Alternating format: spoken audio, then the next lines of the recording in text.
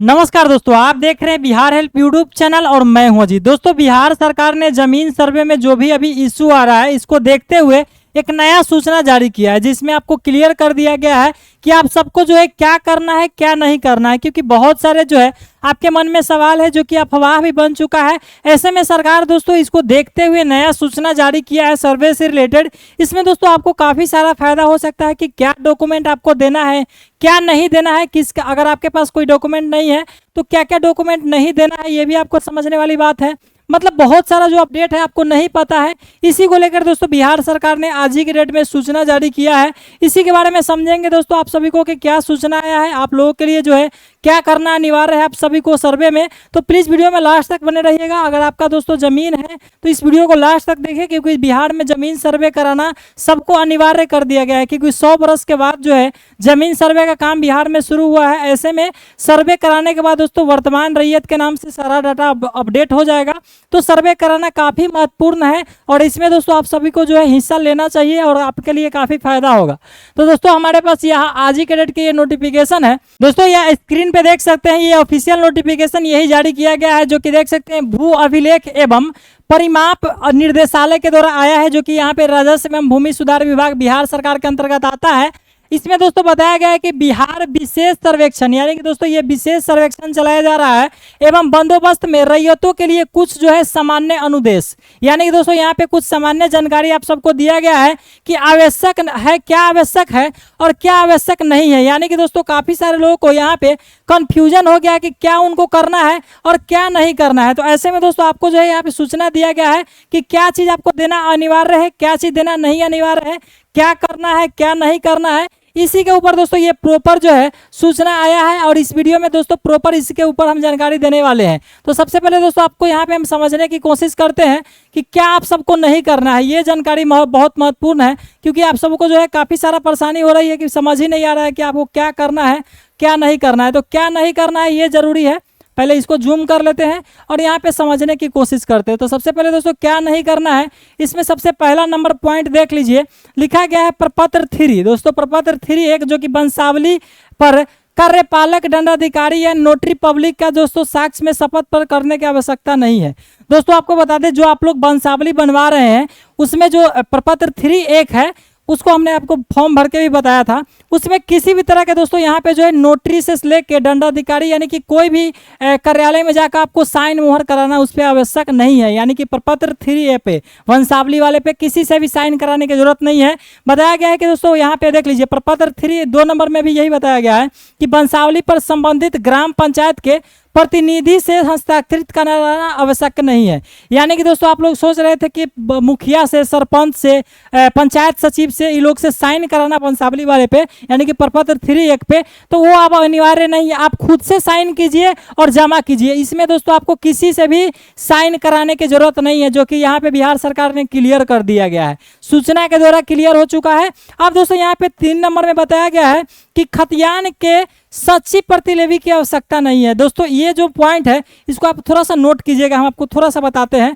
दोस्तों खतियान, दोस्तों आप सबका जमीन का खतियान होता है, तो सच्ची प्रतिलिपि यानी कि दोस्तों आपको जो है ओरिजिनल उसका डॉक्यूमेंट जो है जमा करना अनिवार्य नहीं है। दोस्तों आप लोग सर्वे में जो आप लोग सोच रहे थे कि ओरिजिनल दस्तावेज देना होगा खतियान, आपको ओरिजिनल देने की जरूरत नहीं है। अब दोस्तों यहाँ पे एक और चीज जानकारी समझते हैं। 4 नंबर में किस्तवार प्रक्रम में अपने भूखंड पर आपकी उपस्थिति अनिवार्य नहीं है। दोस्तों अगर मान लीजिए आपका जमीन का सर्वे हो रहा है, जिस समय देखिए जब आप प्रपत्र जमा कर देंगे फॉर्म वगैरह, तो उसके बाद दोस्तों जो है किस्तवार जो है वहाँ पे सर्वे किया जाएगा, सर्वे टीम के द्वारा अमीन आपके ज़मीन पे जाएगी। उस स्थिति में आपकी उपस्थिति होना अनिवार्य नहीं है। लेकिन अगर आप दोस्तों उस स्थिति में अगर आप स्वयं या आपका कोई व्यक्ति जो है विश्वासी प्रतिनिधि जमीन पर उपस्थित रहता है, तो सर्वे कर्मियों को पहचान करने में सुविधा होगी। यानी कि दोस्तों आप अगर नहीं है तो आपके पहचान में कोई ऐसा व्यक्ति हो जो आपका अपना विश्वासी लोग हो, उससे भी आप बता सकते हैं। क्योंकि देखिए जब सर्वे टीम जाएगी तो वो तो करेगी ही सर्वे, लेकिन आपके पहचान के लोग अगर उनको बताएंगे कि ये ज़मीन उनका है, इतना है, ये है, तो सही व्यक्ति अगर रहते हैं तो ज़्यादा अच्छा रहेगा, जो कि बिहार सरकार का कहना है। खुद रहना, उपस्थित होना, कोई ज़रूरी नहीं है कि जिसके नाम से ज़मीन है या जो आदमी का हक है वही रहेगा। कोई भी व्यक्ति को आप भेज सकते हैं, अगर नहीं भी है तो कोई दिक्कत नहीं है, लेकिन ज़्यादा ज़रूरी है कि आप नहीं है तो किसी को भेज दीजिए, क्योंकि ये ऐसे में आपका ज़मीन का जो है सही जानकारी अपडेट होगा। तो हम लोग से बताएंगे। आप दोस्तों यहाँ पे समझ लीजिए 5 नंबर में राजस्व रसीद की अधतम, दोस्तों अधतम वर्ड आप लोगों को समझ नहीं आ रहा होगा, देखते रहिए, या ऑनलाइन प्रति आवश्यक नहीं है। दोस्तों यहाँ पे राजस्व रसीद यानी राजस्व मतलब जमीन का जो रसीद है, अधतम मतलब दोस्तों यहाँ पे वर्तमान होता है। अधतम का मीनिंग हिंदी में तो जमीन का वर्तमान, यानी कि दोस्तों अभी तत्काल रसीद जरूरी नहीं है। काफ़ी लोगों को सवाल होगा हमारा पुराना रसीद है क्या होगा, हमें नया रसीद नहीं है। भाई मेरे, आपको नया रसीद देने की ज़रूरत नहीं है, आपके पास जो है उसी से काम चलेगा। अब यहाँ पे तो हम समझ लिए कि क्या क्या कन्फ्यूजन था, क्या नहीं है, तो आप काम चला सकते हैं। अब दोस्तों क्या क्या देना है ये भी ज़रूरी समझ लीजिए कि आप लोगों को क्या क्या भरना है और क्या क्या देना है, इसके बारे में भी जानकारी आ चुका है। तो आवश्यक क्या है, आवश्यक नहीं है तो समझ लिए, आवश्यक क्या है ये समझिए। तो 1 नंबर में देख सकते हैं स्व घोषणा प्रपत्र थ्रू जो रैयत को दोस्तों यहाँ पे रैयत हो या दोस्तों रैयत का वंशज के द्वारा दोस्तों इसको जो है भरकर अपने अंचल शिविर में जमा करना, या दोस्तों आप जो है अंचल शिविर जहाँ लग रहा है या ग्राम पंचायत में, तो आपको जो प्रपत्र 2 है ये दोस्तों आपको फॉर्म जो है सबको भरना है, या तो जमीन का मालिक खुद है उनको भी भरना है, या फिर दोस्तों आपको रैयत का वंशज यानी कि आपके दादा परदादा का जमीन है या बाप दादा का किसी का भी है, फिर भी आपको प्रपत्र 2 भरना ही पड़ेगा। प्रपत्र 2 कैसे भरना है इसके ऊपर हमने फुल वीडियो बना दिया है, आपको डिस्क्रिप्शन में लिंक मिल जाएगा, आप जाके देख लीजिएगा। या फिर दोस्तों ऑनलाइन भी आप दोस्तों ये डीसी जो ऑफिशियल वेबसाइट है dirs.bihar.gov.in, इस पर भी जाके आप ऑनलाइन कर सकते हैं, कोई दिक्कत नहीं है।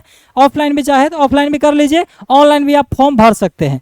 उसके अलावा दोस्तों एक और जानकारी आप 2 नंबर में दिया गया है, देख सकते हैं यहाँ पे खतियानी रैयत हो यानी कि जिनका जमीन खतियानी है या जमीबंदी रैयत के वंशज को जो है यहाँ पे बताया गया है कि जो प्रपत्र यहाँ पे 3.1 है 3.1 है जो स्वयं भरना है, इसमें दोस्तों वंशावली तैयार करके अपने अंचल शिविर में जमा करें या निर्देशालय के वेबसाइट पे अपलोड करें। यानी कि दोस्तों मान लीजिए प्रपत्र 2 तो सबको भरना पड़ेगा, लेकिन प्रपत्र 3.1 जो है मान लीजिए आपके जमीन जो है वंशज का है यानी कि खतियानी जमीन है, और आपका जो यहाँ पे जमाबंदी जो होने वाला है आपके रैयत का दादा परदादा किसी के भी नाम से हो, आपका उस पर जो है हक बनता है, आपको जो है प्रपत्र 3.1 जो है भरना पड़ेगा। 3.1 जो है ये भरना ही पड़ेगा, ये सबको भरना है जो कि वंशावली के लिए तैयार करना है, और इसको भी दोस्तों यहाँ पे शिविर में जाके जमा करना है, या फिर आप ऑनलाइन भी कर सकते हैं। ऑनलाइन का जो ये वेबसाइट दिया गया है, ऐसे लिंक वगैरह हम तो डिस्क्रिप्शन में दे ही देंगे, ये आपको जो है भरना ही पड़ेगा। अब दोस्तों और भी जानकारी हम समझते हैं, आप लोग बने रहिए, जो सूचना आया है क्लियर कर लीजिए। अब यहाँ पे बताया गया है 3 नंबर में राजस्व रसीद की छाया प्रति 100 घोषणा पत्र के साथ संलग्न करें। दोस्तों आप जो है कोई भी घोषणा पत्र जब भरेंगे, प्रपत्र 2 हो या 3.1 हो, तो उसके साथ आपको जमीन का रसीद जो पुराना से भी पुराना हो तो आपको देना अनिवार्य है। अगर आपके पास है तो जमीन का रसीद वो दे दीजिएगा। अब 4था नंबर में समझ लेते हैं, यदि जमीन दोस्तों आपने क्रय किया है यानी कि खरीदा है या बदलायन है या दोस्तों आपको दान भूमि में मिला है, तो आपको दस्तावेज की छाया प्रति देना होगा। दोस्तों मान लीजिए आपने जमीन वर्तमान में खरीदा है, या फिर दोस्तों आपको जो है कभी पहले भी आपने खरीदा था, या दोस्तों आप कोई लोग से बदलायन किए हैं, या फिर आपको दान में मिला था, तो ऐसे स्थिति में दोस्तों उसका दस्तावेज आपको देना पड़ेगा। मान लीजिए जमीन खरीदे तो आपके पास दस्तावेज तो होगा ना, आप किसी भी तरीके से जो है आप अगर मान लीजिए जिससे खरीदे हैं उससे दस्तावेज ले लीजिए, आपके पास नहीं है तो आसपास के जो आप जिससे खरीदे उनके पास तो होगा पुराना, उनके पास नहीं होगा, उनके जो आपस में जो और भी लोग हैं उनके पास भी होगा, तो ये दस्तावेज देना पड़ेगा। अगर जमीन क्रय किया हुआ है तो बाबा दादा पर जमीन पे दोस्तों ये अनिवार्य नहीं है, उसका रसीद आप दे सकते हैं। दादा परदादा का जो जमीन है, मान लिए पुराना आपका जमीन है, खतियानी जमीन है, और आपके दादा परदादा डेट कर गए, दस्तावेज नहीं मिल रहा है, तो उस परिस्थिति में जमीन का रसीद दे दीजिएगा, और कोई भी डॉक्यूमेंट मिल जाए आपको इधर उधर से तो आप दे सकते हैं, उससे भी काम चल जाएगा, क्योंकि सरकार चाहती है काफ़ी आसानी से सर्वे हो जाए। अब यहाँ पे समझते हैं एक और चीज़ 5 नंबर में बताया गया है, यदि सक्षम न्यायालय का आदेश हो तो आदेश का छाया पर। दोस्तों आपके जमीन पे किसी भी तरह का विवाद हो, केस चल रहा हो, या दोस्तों कोर्ट के द्वारा कोई आदेश आया है, तो उसका दोस्तों आपको छाया प्रति देना होगा। यानी कि किसी भी तरह का विवाद है, कोर्ट का मामला है तो कोर्ट का जो वहाँ पे छाया प्रति होगा, यानी कि कोर्ट में मामला चल रहा है तो कागज तो होगा ना, कि केस चल रहा है तो केस का कागज होगा, तो वो आपको देना पड़ेगा। अब दोस्तों यहाँ पे एक और चीज बताया गया है, बंदोबस्त भूमि या दोस्तों भूदान प्रमाण पत्र या वसीगत पर्चा छाया प्रति। दोस्तों मान लीजिए आपके पास जमीन है तो आपके पास बंदोबस्त भूमि होगा, या फिर आपके पास दोस्तों दान में मिला होगा, या फिर आपको दोस्तों वसीगत मतलब आपके वंश का जमीन था और आपको मिला, तो उसका जो है छाया प्रति आपको देना पड़ेगा। मान लिया आपस में बंटवारा किए हैं, कुछ भी किए हैं, तो उसका छाया प्रति देना है। साथ में दोस्तों बताया गया है जमाबंदी रैयत का जीवित है तो केवल स्वघोषणा पत्र प्रपत्र 2 ही देंगे, वंशावली नहीं। दोस्तों जो लोग मान लिए जिनका जमीन है वो जीवित है तो उनको प्रपत्र 2 ही भरना है। वंशावली वाला फॉर्म तो जिनका मृत्यु हो चुका है तो उनको ना भरना है, जो मतलब जीवित व्यक्ति है ओनली प्रपत्र 2 ही भरेंगे। बाकी दोस्तों यहाँ पे जो है बताया गया है इस वेबसाइट के बारे में। और आपको हम एक चीज़ बता देते हैं, सारा जानकारी तो हमने समझा दिया, लेकिन हर एक चीज़ का वीडियो हमने अपने यूट्यूब चैनल पे बना दिया है। तो यूट्यूब पे आइएगा, यूट्यूब खोल लेते हैं और यहाँ पे आपको सर्च कर लेना है बिहार हेल्प। यहाँ पे बिहार हेल्प लिख लीजिएगा और जैसे लिखेंगे हमारे वेबसाइट पे ऑफिशियली यूट्यूब चैनल पे आइएगा, यहाँ पे प्ले लिस्ट ओपन कर लेना है यूट्यूब पे बिहार हेल्प पे। और यहाँ पे दोस्तों बिहार देख सकते हैं, जमीन सर्वे का एक प्ले लिस्ट है।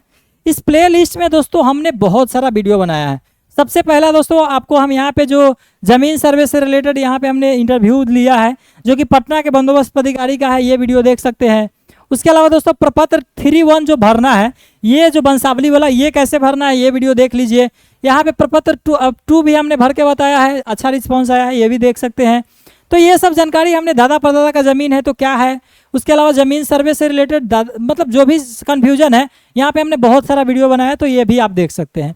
आई होप दोस्तों जानकारी आपको समझ में आ गया होगा। वीडियो अच्छा लगे लाइक कर दीजिएगा और ज़मीन सर्वे से रिलेटेड कोई और सवाल होगा नीचे कमेंट कीजिए, अपने दोस्तों में दबा के वीडियो फैला दीजिए ताकि उनको भी सही जानकारी मिल जाए। और चैनल में पहली बार आए हैं, अभी तक सब्सक्राइब नहीं किए हैं, तो लास्ट तक अगर आप देखें हैं तो अब इसलिए आपको अच्छा लगा होगा, तो सब्सक्राइब करके साथ में बेल आइकन प्रेस करके ऑल कर दीजिए ताकि अपडेट आपको मिलता रहे।